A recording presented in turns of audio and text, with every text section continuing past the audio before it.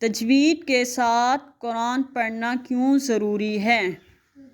زبان کو جب صحیح بولا جائے وہ اہل زبان کی ہر زبان کو جب ہی صحیح بولنا کہا جائے گا جب وہ اہل زبان کے طریقے کے مطابق ہو۔ قرآن مجید اس لیے ادب کے طریقے پر پڑھنا جانا ضروری ہے۔ اگر ان کے طریقے سے حروف ادا نہ ہوئے تو قرآن کی عربیت باقی نہ رہے گی، اللہ تعالیٰ کے مراد کے خلاف مطلب پیدا ہو جائے گا۔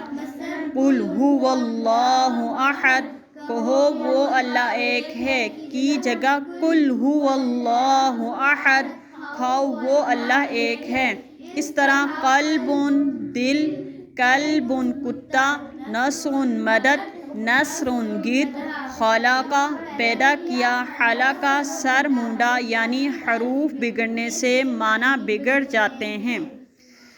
اچھا جی، یہ بتائیں کہ تجوید کی ضرورت کو قرآن سے ثابت کریں کہ قرآن کیا کہتا ہے؟ قرآن ترتیلا، یعنی قرآن کو صاف صاف پڑھو۔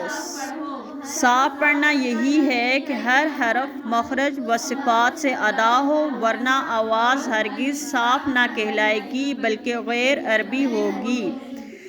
اب تجوید کی اہمیت حدیث سے ثابت کریں۔ حدیث میں ہے ان اللہ یحب ان یقرأ القرآن کما انزل، اللہ تعالیٰ کو یہی ہے کہ پسند ہے کہ قرآن جس طرح اترا اس